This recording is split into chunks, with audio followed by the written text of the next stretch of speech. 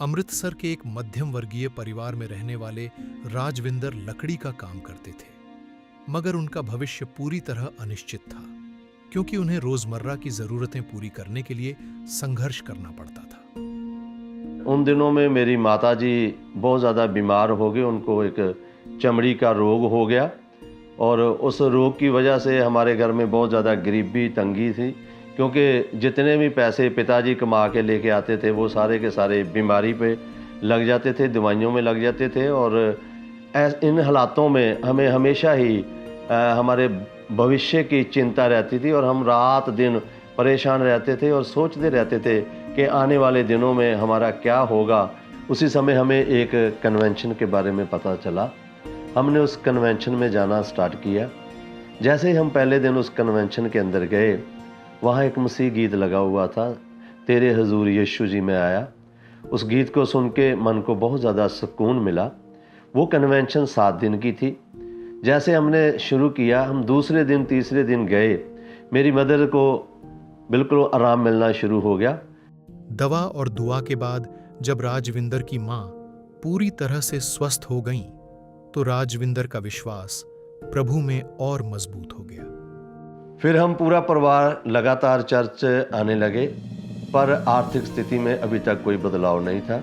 उसी समय दौरान परमेश्वर के 3 अलग अलग दासों के द्वारा मुझे बोला गया कि परमेश्वर ने तुझे चुना है, तुम परमेश्वर के काम करोगे।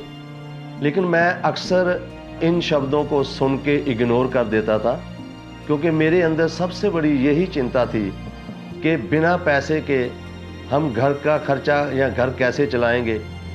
समय बीता, राजविंदर की शादी हो गई, लेकिन शादी के सिर्फ 3 महीने बाद ही वह गंभीर रूप से बीमार हो गए। डॉक्टरों को भी ये समझ नहीं आ रही थी कि इसके सेहत के अंदर सुधार क्यों नहीं आ रहा। परमेश्वर का एक दास लुधियाना से हॉस्पिटल मुझे मिलने आया और उन्होंने मुझे बताया कि परमेश्वर ने मुझे दर्शन दिया है कि परमेश्वर ने तुझे चुना है। परमेश्वर के दास ने परमेश्वर के वचनों से मुझे समझाया कि मत्ती की अंजील उसका 6 अध्याय उसके 33 आयत में ऐसे लिखा है कि सबसे पहले तुम परमेश्वर के राज और उसकी धार्मिकता की खोज करो, तो ये सभी वस्तुएं भी तुम्हें दी जाएगी। उसी समय मैंने अपने भविष्य की सारी चिंता परमेश्वर पर छोड़ दी और परमेश्वर पर निर्भर होकर बाइबल स्टडी के लिए चला गया। सेवकाई शुरू करने के बाद भी बहुत सारी मुश्किलें थी। कई बार तो ऐसे भी होता था कि घर पे कुछ भी खाने के लिए नहीं होता था। उसी समय परमेश्वर की बुलाहट और परमेश्वर के वायदे मुझे याद आते थे कि परमेश्वर के वचन में लिखा है, युवा सिंहों को भूख लग सकती है, घटी हो सकती है, लेकिन यहोवा की खोज करने वालों को किसी भली वस्तु की घटी नहीं होगी। उसी बुरे समय में परमेश्वर के वायदे मेरे विश्वास को दृढ़ बनाई रखते थे।